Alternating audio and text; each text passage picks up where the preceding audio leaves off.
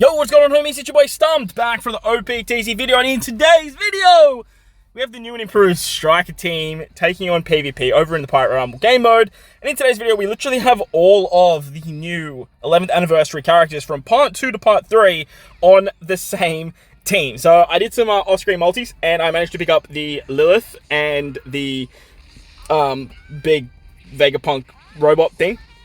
And obviously we pulled Roger, Rayleigh Gaban, and the Shiki, Olin, and Whitebeard yesterday over on the Part 1 of the Part 3 banner.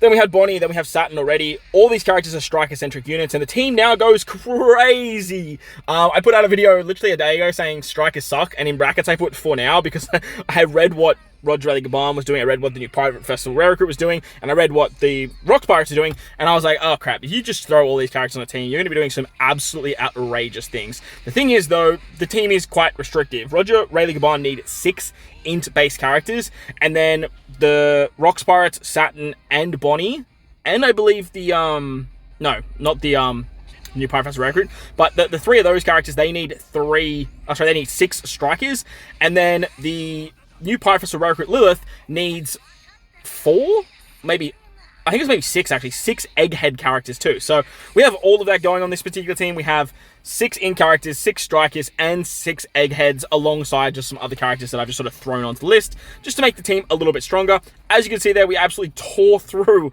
the Pika driven powerhouse challenge like an absolute hot knife through butter. So straight away, that's pretty impressive, but obviously that is not the latest challenge mode out. I have pretty much some challenge fights here, and I think I have some regular PvP fights because it is championship at the moment with some of the more meta teams that are going around. Look, I'm going to state right here and say that this Striker team, it's not the best Striker team in the game. I don't even think it's the best PvP team in the game. I do think that like Saturn can definitely be replaced. I don't really believe that Roger Rayleigh Gaban is going to be a massive staple on the Striker team, but look, now we have so many options moving into Strikers that bring a whole different dimension to how you want to build your teams. They become very shooter-esque, but not really like as powerful as shooters just because they don't have as many super special characters. Obviously, this team has room to grow with a super special level 5 of level limit break Bonnie. So there obviously is a little bit more to come, but Bonnie's now fantastic over here on the Striker team. She was always just like very good, but she didn't have the support around her. She halves stats, she rolls back specials. It's very, very strong, and that allows your Lilith, your Roger Rayleigh Gaban, and your Rocks Pirates and your Saturn just to do a little bit more damage. The rest of the team is basically just very damage-centric. If you have 6 in characters, Roger Rayleigh Gaban have a death shot. You have a counter mechanic with the Rocks Pirates. Saturn can special bind. Edison is it Lilith and is it Vega Force? I think it's the Vega Force.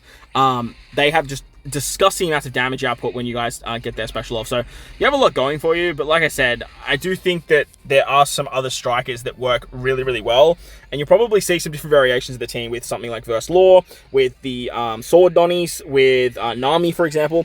All of those Striker characters work exceptionally well, but this one here, I really wanted to showcase purely because like we have like all of the new Striker characters on the same team. Camp Viper, look, he's completely replaceable with any other int-based character. I sort of just threw him on here because like I wanted to sort of funnel into the whole S-Hawk and Roger Rayleigh Gaban shenaniganry that we've got going on. S-Hawk is our final egghead character, and Smoker is an int Striker, so like he just fits perfectly on the team, sort of satisfy 2 conditions there as well. Now this Akainu fight is a little bit challenging because obviously you have a lot of death shots. With this particular run, we got really bad RNG because we took a shot from Garb and then we killed Garb, so he threw like two specials at us.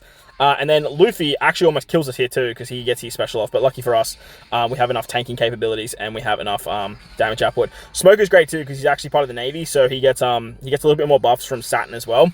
So he's just a really fantastic character that can kind of work alongside Saturn in the later stages of the fight. Saturn stereotypically hangs around. He's got a shield, so he can tank a few shots, and he provides a lot of bulk for the team. So you'll usually see him towards the back end, and like I said, lucky for us here, we actually took the chocolates. But like I said, with some more RNG on our favor, like that fight should have been a little bit more swimming and should have gone well. But as you can see, like Strikers, they're not there. Well, this version anyway. So for myself, I do think running the Sword Donnies is just a little bit more effective than running something like Saturn. Now, like I said, Saturn brings a lot of bulk to the team. He can special bind. Obviously, he does quite a bit of damage with the 4-time shot after you get the half stats off with Bonnie, but it's not really something that you need when you have all these other damage dealers on the team. And another really good int striker that you can include is the Sword Donnies.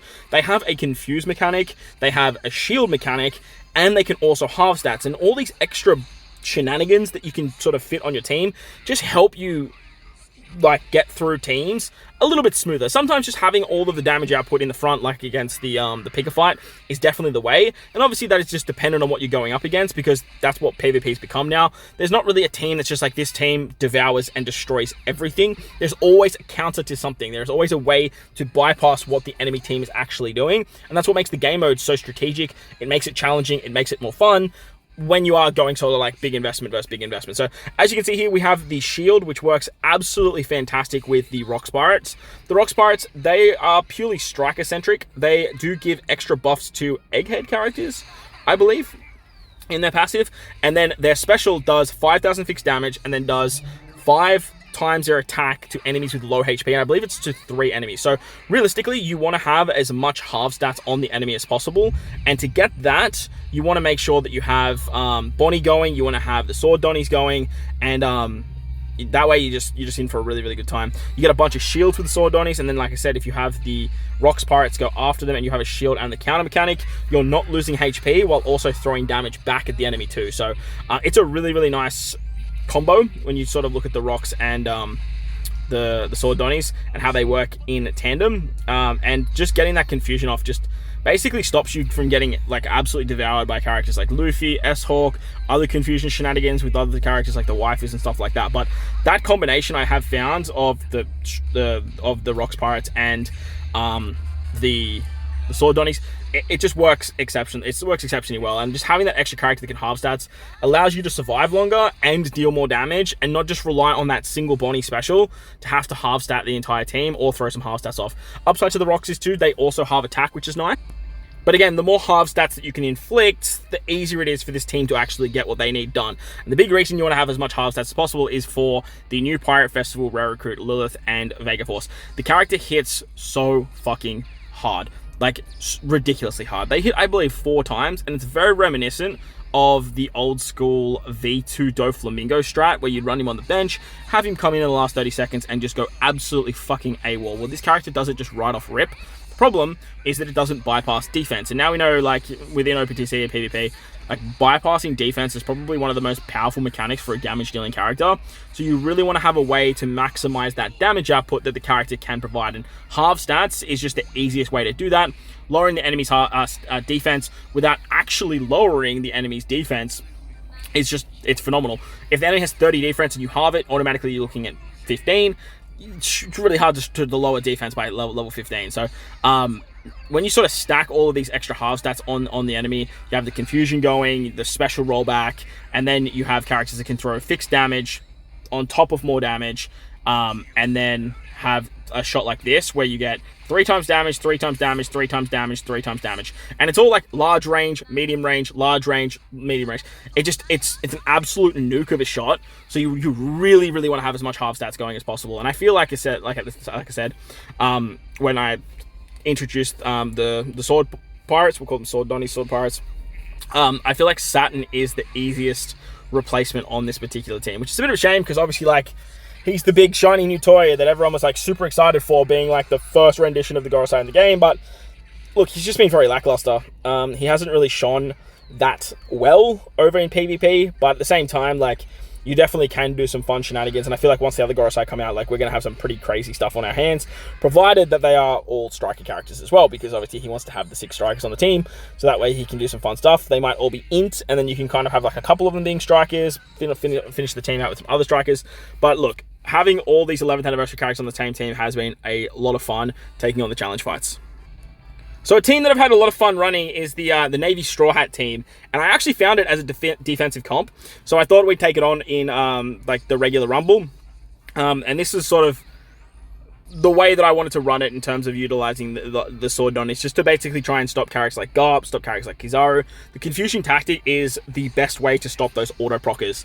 There's not a lot of characters that are immune to Confuse. There are a few, but it's very rare that you'll have a character that can just bypass the Confuse mechanic. So having that confusion on characters like Garp, Kizaru, even Roger Rayleigh Gaban, just stops them from doing that massive nuke when they die, or that extra shot that they need to get more cooldown reduction. So having the sword donnies again on the strike team, it's just, again, another really good valuable way of having this particular character on the team. You're stopping shots like that one there that would have been absolutely massive from Akainu. He can bypass defense, which was just absolutely massive. Kizaru there obviously didn't get the auto proc off because he had the confusion, and that's exactly why we wanted to bring the sword donny. So the final character that we haven't spoken about is actually Roger Rayleigh Gaban, and Roger Rayleigh Gaban I think is just going to be absolutely demonic in PvP. Over on the int team especially, they just work absolute dividends, but they can be used over here on the striker team, and realistically you just want to try and make sure you get that 6 int character requirement, so that way you always get the auto proc. The auto proc is so valuable when going up against those ridiculously fast blitzy teams, namely the shooter team. You guys will see the next part of this, the last part of this video, where we actually take on a pretty big shooter team, and without Roger Rayleigh Gaban and that auto proc, there's no way you're getting it done. Like the team moves way too quickly, way too fast. It tears through your lineup so ridiculously quick, and without having something like an auto proc special to just like absolutely blast them away, it's just not gonna happen, and you just get stuck in confusions, in action binds and stuff like that. So Roger Rayleigh Gaban, like I said, they really didn't want the 6 int characters. You can get away with not using them and then just not use the death proc. Their special is very powerful. It does a 1.5 times their attack in damage to all enemies that bypasses defense. Incredibly strong. They are susceptible to halve stats though, which is a bit of a shame. If they could avoid halve stats, it means that 1.5 times damage would always be absolutely nuclear, very similar to something like Strength Luffy. I feel like since the release of Strength Luffy, they realized that giving a character that's immune to halve stats and the ability to bypass defense with a whole bunch of shots that can hit multiple characters, it's probably a mistake. So I don't think we're ever going to see that again, because every character that I see come out that does a lot of damage, that bypasses defense, like Mihawk, for example, and now this Roger Rayleigh Gaban, they're all very susceptible to half stats. Luffy Lucci, also susceptible to half stats. So, bit of a shame there, but if they were immune, then they would be even more elite than they actually already are. Once you're below 40% HP as well, they also target all enemies for, I think, 3.5 times their attack in damage. It might be a little bit more. Someone let me know in the comment section below if I was incorrect there, but it's basically just another shot of damage, but this one doesn't bypass defense. And again, that's why you want to have as much halve stats as possible. If you can halve stats the enemy, that extra damage shot is very, very strong and can hit ridiculously hard. On top of that, when you auto proc, when you die, you always get that second part of the special to proc because you're below 40% HP. So you get the 1.5 that goes through defense. If the enemy's halve stats, you then hit again, and you can just destroy characters by them trying to kill you very, very quickly. And this, like I said, the shooter team, it is the most renowned team for doing that. It goes so fast. S-Snake lowers your cooldown, Usopp Lilith lowers your cooldown. By that point, you've got Kuma coming in, you've got Suru who's buffing cooldowns, you have Buggy who's buffing cooldowns, Luffy Lucci's hitting like a goddamn truck. So you really want to have some character that can kind of sort of fight back a little bit against something like that. And like I said, the death shot of Roger Rayleigh Gaban, it's the character that can do that. So as you can see here, we actually are getting absolutely mollywopped. We lose our Roger Rayleigh Gaban very, very early, and then we take a Luffy Lucci shot. It's not level 150 Luffy Lucci, but at the same time, I think it's like level 120. But as you can see here, the damage output that we get just from that Roger Rayleigh Gaban death shot is absolutely massive to put the enemy in death range for characters like S-Hawk, characters like the what's it called? The Vega Force and Lilith unit, even Smoker, when half stats is provided, like he can come in and just do absolute wonders when it comes to clearing house for what the enemy has left. So as you can see here, I had the Kobe unit on the bench there. That Kobe unit, he's not important at all. He's a little Neo character, 20 cost. He can get the extra passive from the sword unit, but it's definitely not essential at all. Now this was a pretty good shooter team. They're not, like, every run's not always going to go like this, but I definitely wanted to showcase this because I thought this was a really, really fun fight against a very powerful team, and strikers can now sort of get it done. And look, they don't suck anymore. Strikers don't suck anymore. But let me know what you guys think of them in the comment section below. While you're down there, but like button, hit the subscribe button, do all that good stuff. Most importantly, wherever you guys are in this beautiful world, please remember to enjoy the rest of your day. As always, homies, thank you all for watching, and I'll catch you on the next one.